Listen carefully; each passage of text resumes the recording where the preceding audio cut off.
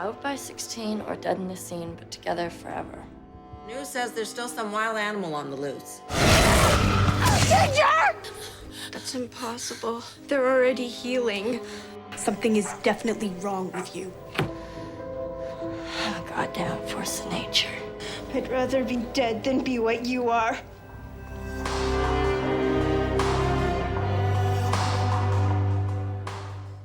Hey everyone, and welcome back to Home Drive-In.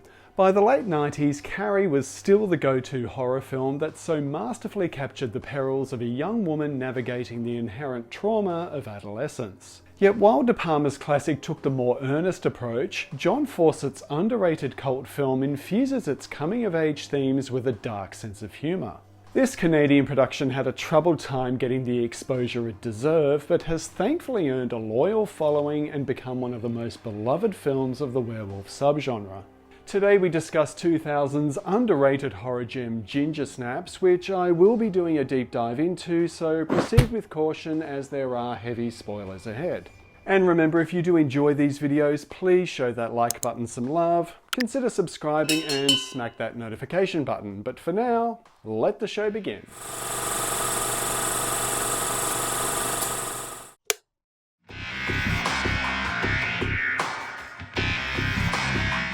Ginger Snaps was released in 2000 and features two outcast teenage sisters who, disenchanted with their school and home life, make a pact to stay together forever, alive or otherwise.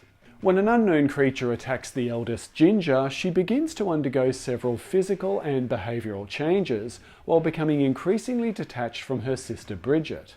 As the pair continues to grow further apart, Bridget desperately searches for a cure for her sister's condition, which is soon revealed to be a slow transformation into a werewolf. Director John Fawcett met a number of his Ginger Snaps collaborators at film school, where he'd cut his teeth producing several short horror films.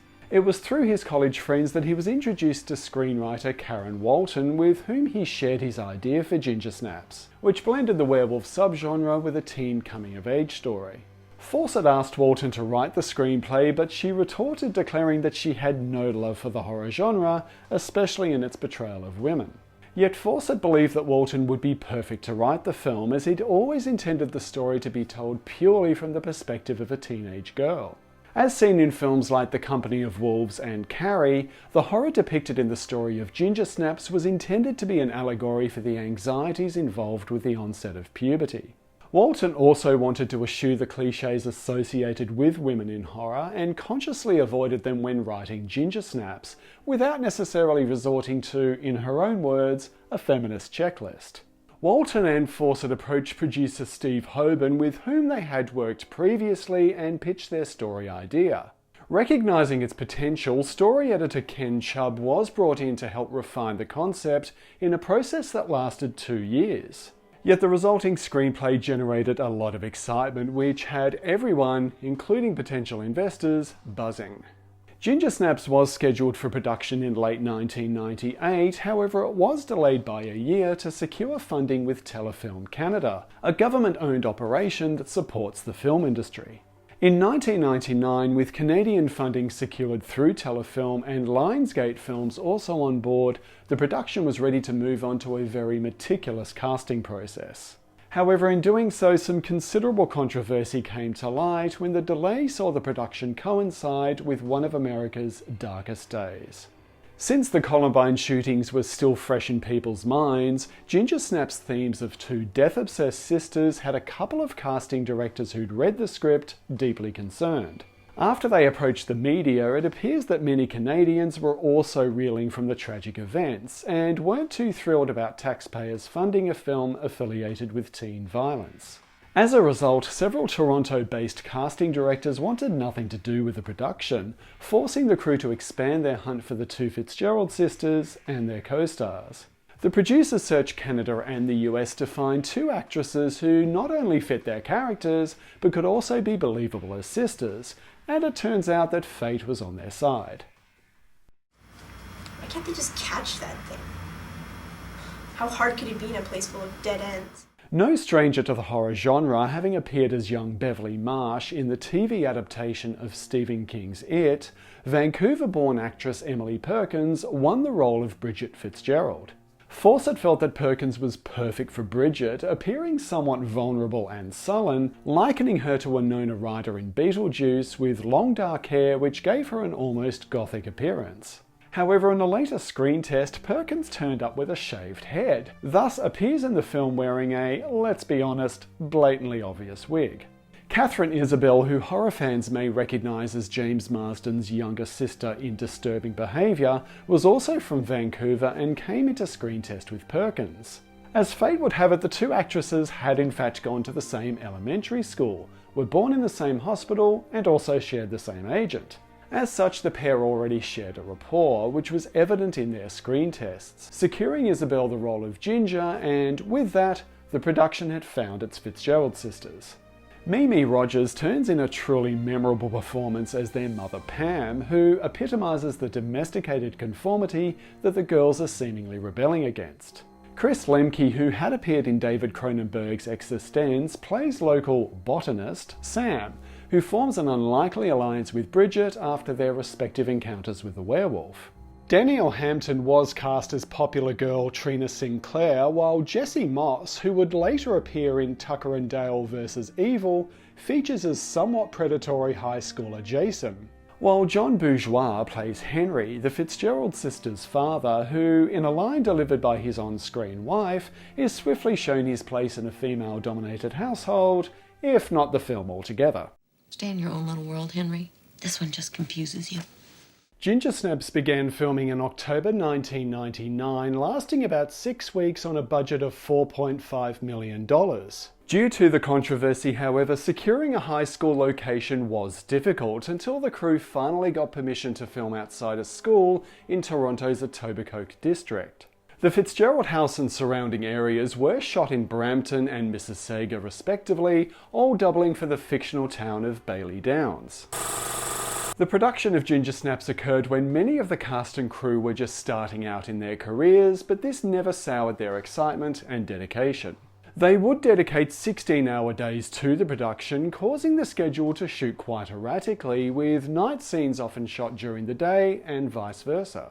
For instance, one greenhouse scene between Sam and Bridget began shooting after midnight with massive lights placed outside to emulate daylight. However, before principal shooting began, the crew spent a couple of days snapping the photographs needed for the gruesome slideshow scene during the opening credits. Bridget and Ginger's class project, consisting of several staged death scenes, was shot in a real neighbourhood, which attracted crowds of curious residents. Yet despite the controversy already surrounding the production, the locals seemed to take the elaborate set pieces being shot in their neighbourhood with a sense of humour. John Fawcett would indicate that the opening credit sequence doesn't just establish the girls' warped fascination with death, but also differentiates the two lead characters. The shots with Bridget are more restrained and artful, while Ginger's are more graphic, showing that despite both being outcasts, they possess vastly different characteristics. Both girls, however, with their sombre outlook on life, are soon discovered to be the polar opposite of their almost annoyingly cheerful mother Pamela. Ginger's very favorite. As one of the film's more seasoned actors, Mimi Rogers brought many of her own ideas to shape her character, enhancing the bubbly demeanour that conflicts with her downbeat offspring. Rogers chose much of her own wardrobe, but also brought other ideas to the table, quite literally, since she was the one to insist on milk and cookies when filming a heart-to-heart chat with her on-screen daughters. But outcast main characters and out-of-touch parents aren't the only ingredients for a teen genre film, which has to always feature that frustratingly attractive, popular girl. Danielle Hampton was apparently very sweet-natured compared to her on-screen persona, Trina Sinclair, a character who seemed to be more cursed behind the scenes than Ginger was on-screen. For the scene when Trina and Ginger brawl on the hockey field, Hampton required a stunt double who, according to John Fawcett, sadly became the victim of a series of misfortunes. Before the scene was even filmed, the stunt person was being fitted with a wig to match Hampton's hairstyle, when the hairdresser accidentally cut her ear with a pair of scissors in the process. Adding insult to injury, later that day she was hit in the face with a hockey stick while filming the scene. Alas, the poor stunt person never returned to set afterwards, but it turns out that Danielle Hampton herself didn't have the best time on set either. When filming the scene where Bridget and Ginger hide Trina's corpse in the chest freezer, Hampton was discovered to be rather claustrophobic. Being covered in makeup and contact lenses only worsened the experience, reducing the poor actress to tears, which naturally made appearing as a corpse even more challenging. You ready, Tommy? Yep. Okay, let's roll. While not an effects-heavy film, Fawcett was adamant to ensure the brief appearances of the werewolf would be practical, without the use of, at the time, still expensive and somewhat primitive CGI. Effects supervisor Paul Jones already existed within Fawcett's social circle and did express interest in working on the film when first conceptualized. When the production team did eventually approach him, they also requested werewolf designs from other prospective artists to choose someone to create the beast. Yet, adamant to get the job himself, the rather cheeky Jones responded by asking, why bother paying different artists to submit designs that will all end up looking the same? He cunningly suggested it would be cheaper to clearly explain the design you want and choose one person based on their reputation and whether you'd like working with them. The next day, Jones was offered the job. Unlike traditional movie werewolves whose transformations coincide with the full moon, Ginger's evolution was envisioned to behave more like a virus. Katherine Isabelle wound up spending up to 8 hours on any given day to have makeup applied as her transition into the monster progressed. However, after one particularly long makeup process, the schedule was running quite late, requiring the young actress to get to set in somewhat of a hurry. In full werewolf makeup, the contact lenses rendered her with somewhat impaired vision as she hunted down the transport van to take her to set. After finding a white van, she frantically opened it and jumped in, much to the shock of a woman and her 3 young children who all screamed at this half-human, half-wolf hybrid that had just entered their vehicle. Isabelle just as frantically exited the van to find the correct one.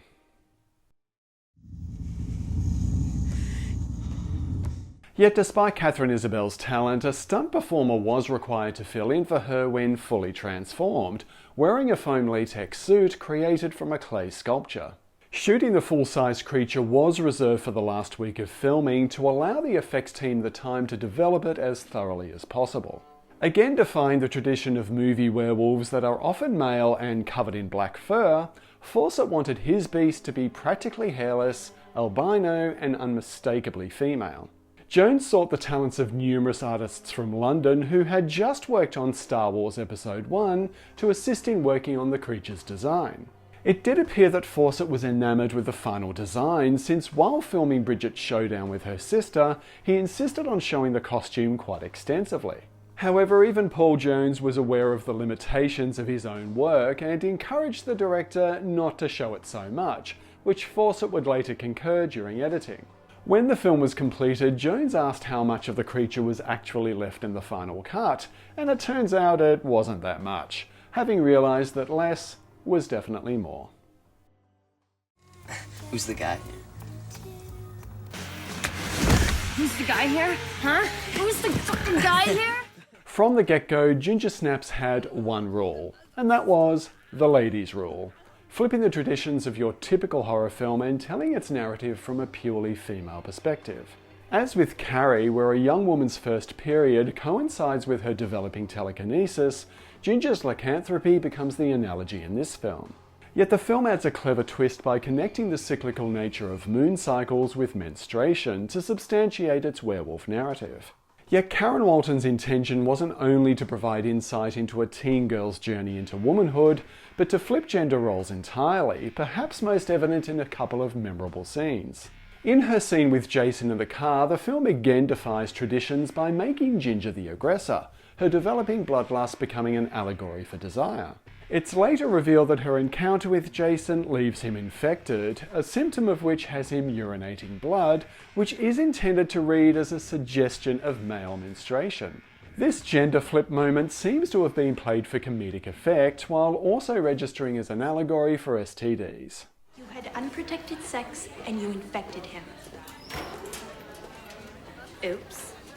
While Ginger Snaps is predominantly a teen film, Mimi Rogers, who remains the comic relief for much of the film, hits us with a surprising and frankly heartbreaking turn.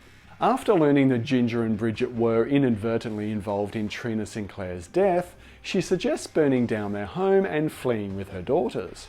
The scene concludes with a line delivery that exposes the familiar and seemingly inevitable burdens of motherhood. What about Dad? He'll just blame me. They all will.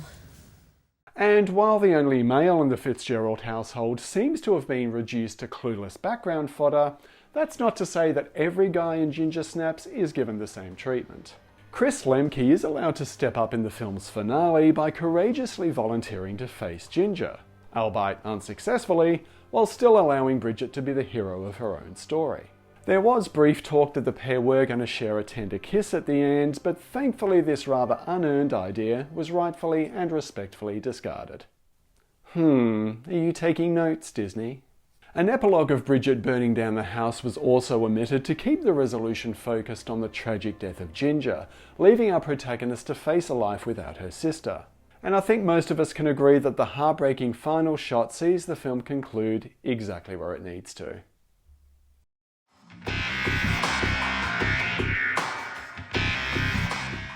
While many horror films of the 90s had been infused with rock and pop music, Fawcett wanted to break this trend by giving Ginger Snaps a distinctive and memorable score.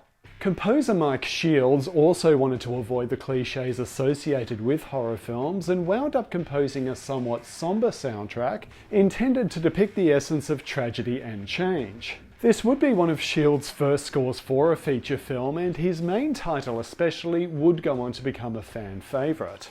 However, fans will be disappointed to discover that the only release for the film's soundtrack features none of the composer's music at all. Instead, the 14-track album released by Roadrunner Records in 2001 has a selection of metal and rock songs that were used in and claimed to be inspired by the movie. The album includes songs from Godhead and Cradle of Filth and may appeal to fans of the film and this type of music, so if that's your thing, get your fill.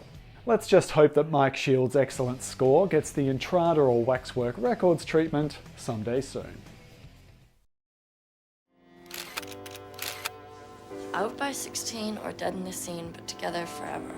Ginger Snaps debuted at the Munich Fantasy Film Fest in August 2000 and later at the Toronto International Film Festival, where it received an almost unanimously positive reaction. For writer Karen Walton, the response was overwhelming, with many female audience members in particular reacting strongly to the film's themes and performances from the two leads. They were a little annoyed that Kris Lemche's character was killed though. However, some critics panned the film's subtext as being glaringly obvious and also claimed that it never truly found a balance between its more horrific elements and dark humour. The film's limited Canadian release occurred almost a year later in May 2001, earning a disappointing $500,000 before being overshadowed by the larger box office draws of that year. Fox Searchlight was prepared to give the film a US distribution, but wanted to tone down the language and violence to target younger audiences. Well, it's nice to know that Hollywood has since matured and moved away from such narrow-mindedness. I can't say that with a straight face. The production team understandably declined their offer, not wanting to sacrifice the edgier aspects of the story, and the film wound up being released direct-to-video in the States. It seemed that Ginger Snaps would fall into obscurity until John Fawcett later received a call from a rep theatre company requesting a print of the film they could show. Eager for Ginger Snaps to be seen by anyone, Fawcett sent him his print, which later caught the eye of film critic Elvis Mitchell, who wrote a glowing article for the New York Times. This prompted HBO to purchase the film, who wound up replaying it on an almost continual loop on their cable network. It was here that Ginger Snaps would finally find its audience and cement its reputation as a cult favourite, prompting successful DVD sales and even encouraging the development of a franchise. Ginger Snaps spawned two sequels, filmed back-to-back in 2004, which, despite being helmed by different writers and directors, hold up remarkably well in terms of quality. Ginger Snaps 2 Unleashed again stars Perkins and Isabelle, with Bridget attempting to curb her own transformation into a werewolf while a patient in a rehab clinic.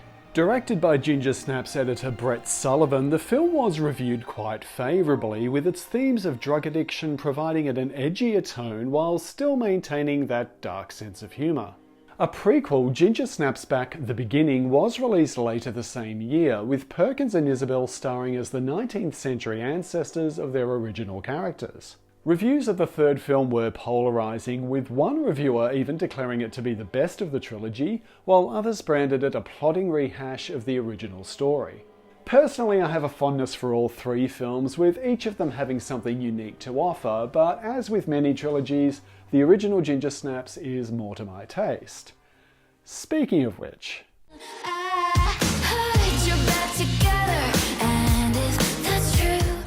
Even 2.5 decades later, the original Ginger Snaps influence is still evident, as demonstrated with a loving homage from one certain pop queen. In the music video for her song Taste, Sabrina Carpenter is shown impaled on a white picket fence, which is a direct reference to Ginger and Bridget's morbid class project early on in the film. While the video is jam-packed with heaps of other film references, Carpenter's co-star in the film also happens to be modern scream queen Jenna Ortega. And I didn't know I needed this video in my life until I saw it. And we can't talk about Ginger Snaps without mentioning another film released almost a decade later, with which this film has often been compared. Jennifer's Body, which was released in 2009, features Megan Fox as a young woman possessed by demonic forces, much to the horror of her withdrawn best friend Needy, played by Amanda Seyfried. Despite Ginger Snaps apparently not being an inspiration, the film's feminist themes and characters are undeniably comparable, so much so that articles have been written comparing the two. The similarities also extend to their respective success and legacy, as both films underperformed at the box office yet have now emerged as cult classics. In 2014, Shout Factory released Ginger Snaps on Blu-ray with several extras, including 2 informative commentaries with John Fawcett and Karen Walton. Fawcett's commentary outlines much of the production process, while Walton's focuses more on storytelling and themes, and both are equally fascinating to listen to.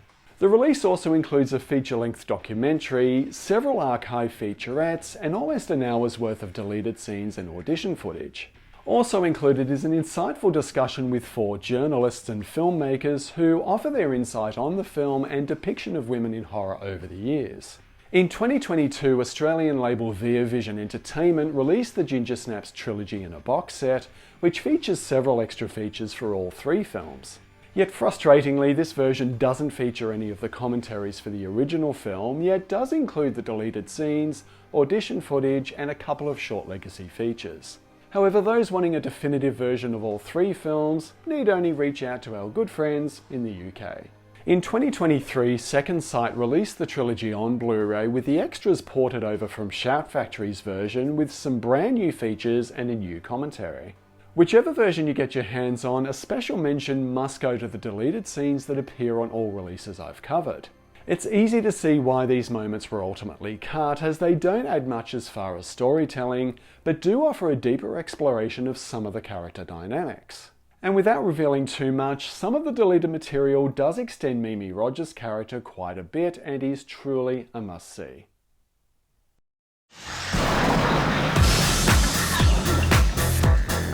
Ginger Snaps is an exceptional horror film that effectively explores a young woman's journey into adolescence within a subgenre that had been largely untouched at this particular time. At the film's core are 2 lead performers whose chemistry is undeniable, introduced as 2 sisters whose seemingly unbreakable bond is tested. And while all the cast and crew did a stellar job, a special mention should be given to screenwriter Karen Walton and Emily Perkins in the role of Bridget. The dialogue between the 2 girls feels authentic, and Walton's screenplay breathes life into these characters while remaining direct yet never overselling its message. And she certainly had me with that Blade Runner reference. Trina Sinclair. Basic pleasure model. And while Katherine Isabelle is often regarded as the lead character, Ginger Snaps is undeniably Bridget's story, with Emily Perkins delivering a restrained but courageous performance. And traditional horror fans can rest assured that the film offers enough Cronenberg-inspired body horror to complement the film's deeper themes.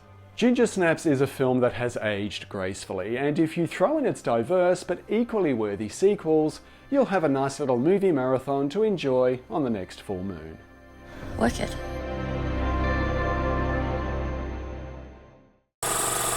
Thanks so much for watching this video, everyone. Ginger Snaps is a unique cult classic and can be enjoyed if you're a horror fan or not, but I'd love to hear your thoughts on this film and the trilogy if you've seen them all, so feel free to leave me a comment. And while you're at it, if you want to drop a like, consider subscribing and tap that notification button. You'll have this little YouTuber howling with joy. I will be back soon with a new video, but until then, be good to yourselves and each other. I'll see you next time.